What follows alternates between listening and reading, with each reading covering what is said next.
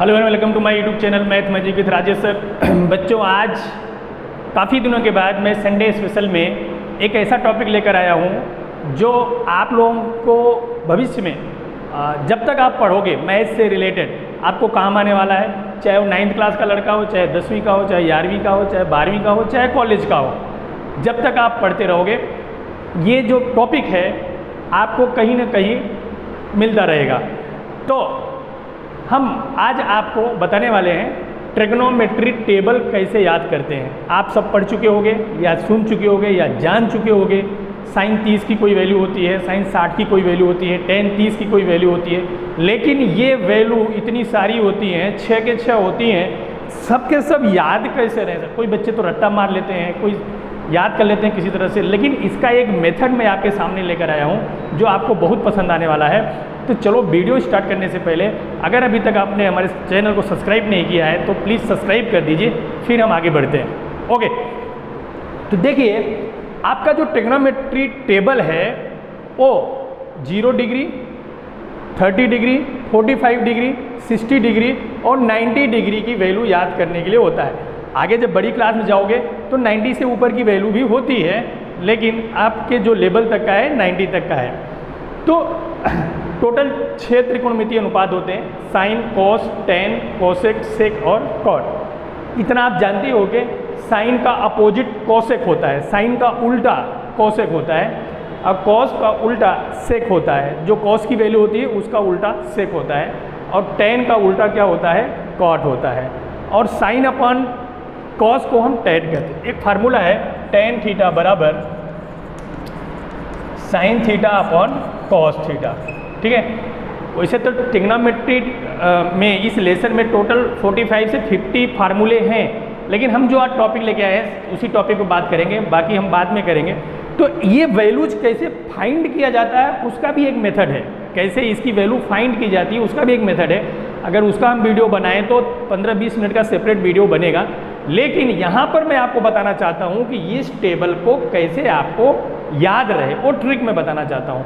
तो चलिए उस ट्रिक पर डायरेक्ट चलते हैं। तो यहाँ पर आप देखिए 0 है, 30 है, 45 है, 60 है और 90 है। तो पहले सभी ब्रैकेट के बाहर 0, 1, 2, 3 एंड 4, ठीक है। पहले ये नंबर लिख देते हैं 0, 1, 2, 3, 4। फिर हम क्या करते हैं 4 से डिवाइड कर देते हैं। लास्ट डिजिट 4 है ना, तो 4 से डिवाइड कर देंगे, सबको 4 से डिवाइड कर दो।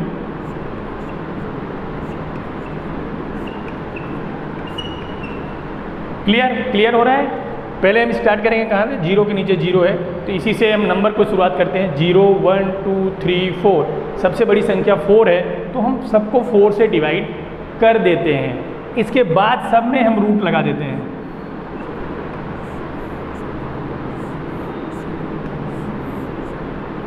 रूट लगा दिया। अब यहाँ पे आप ज़्यादा अपना दिमाग मत लगाना, सर रूट क्यों लगा रहे हैं? भाई मेथड खोजा गया है, मेथड याद करने का आपको तरीका बता रहे हैं। अब आप ज़िंदगी भर नहीं भूलोगे, जैसा कि मैंने थंबनेल में लिखा है कि कभी नहीं भूलोगे, 7 जन्मों तक नहीं भूलोगे। अब आपको सपने में भी इनकी वैल्यू याद रहेगी। आप इतना दिमाग बैठा लो, 0, 1, 2, 3, 4 से डिवाइड करके रूट लगा दिया। अब देखिए साइन 0 की वैल्यू क्या होगी। अब 0 का वर्गमूल क्या होता है? 0 को अंडर रूट के बाहर लिखेंगे 0 होगा, और 4 का क्या हो जाएगा? 2। किसी भी संख्या में, किसी भी संख्या से, कितनी भी बड़ी संख्या हो, कितनी भी छोटी संख्या हो, अगर 0 में उस संख्या से भाग देते हैं तो आंसर क्या आता है? 0 आता है। मतलब साइन 0 की वैल्यू क्या हो गई? 0 हो गई। ध्यान देना, 0 में किसी संख्या का भाग देंगे तो आंसर 0 आता है, और अगर किसी संख्या में 0 से भाग देते हैं तो आंसर अपरिभाषित आता है, इनफाइनाइट इसको बोलते हैं, ठीक है। 0 में किसी संख्या का भाग देंगे तो आंसर 0 आएगा। एक नंबर के लिए भी प्रश्न आता है, 0 में किसी संख्या का भाग देंगे तो आंसर 0 आएगा, और किसी संख्या में 0 से भाग देंगे तो आंसर इनफाइनाइट आता है। आगे चलिए, 1 को रूट से बाहर निकालेंगे 1 होगा, और रूट 4 को बाहर निकालेंगे तो क्या हो जाएगा?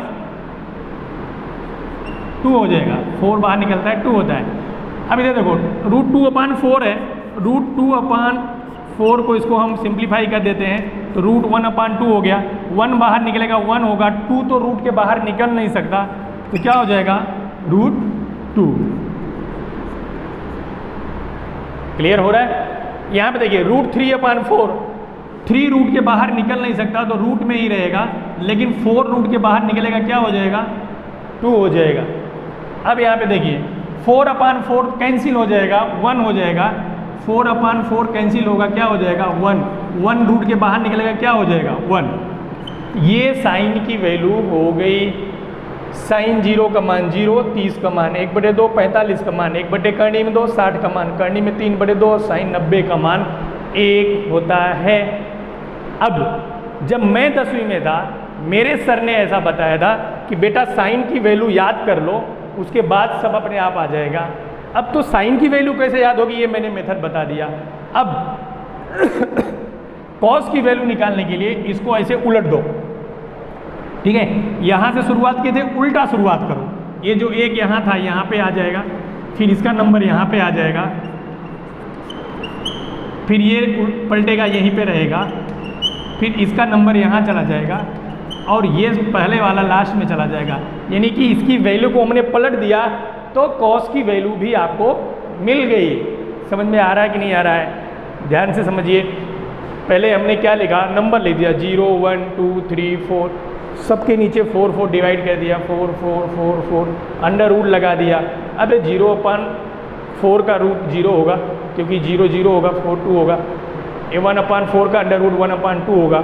ये 2/4 को सिंप्लीफाई करेंगे 1/2 होगा, तो 1/√2 हो जाएगा। ये 3 का होता नहीं रूट, तो √3 हो जाएगा। 4 का रूट बाहर निकलेगा 2 हो जाएगा, 3/2, एक सिंप्लीफाई हो गया 1 हो गया।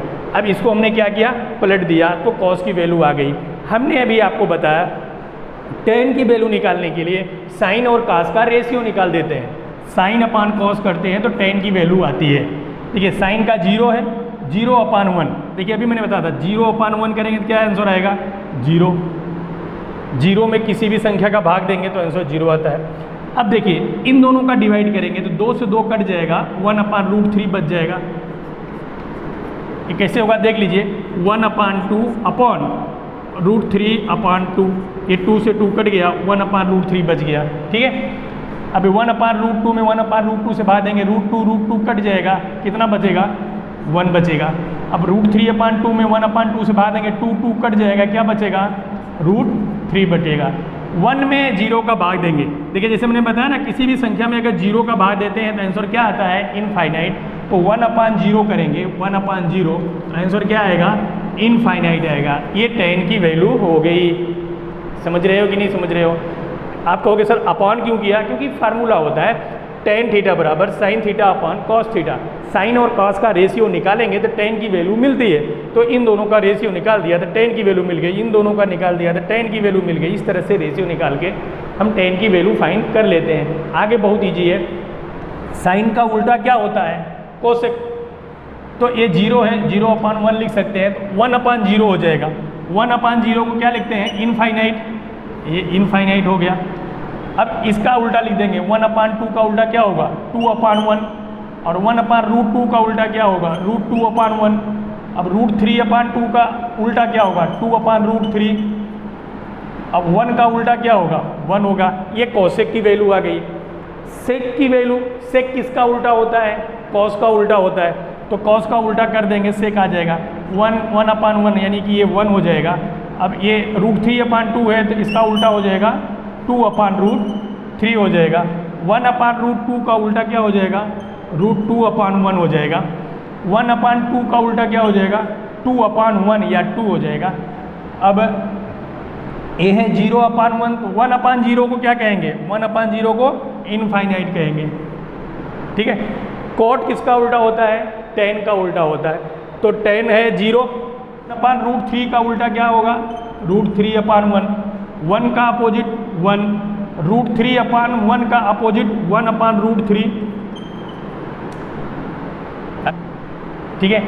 इस तरह से ये पूरा टेबल आप बहुत ही आसानी से याद कर सकते हो, कभी नहीं भूलेगा। आई होप आपको ये ट्रिक समझ में आया होगा। अगर ये ट्रिक समझ में आया है तो आप मेरे वीडियो को लाइक कर दीजिए। अभी तक चैनल को सब्सक्राइब नहीं किया तो सब्सक्राइब कर दीजिए। फिर मिलते हैं अगले संडे को या नेक्स्ट डे एक नए ट्रिक के साथ। तब तक वंदे मातरम, जय हिंद, नमस्कार।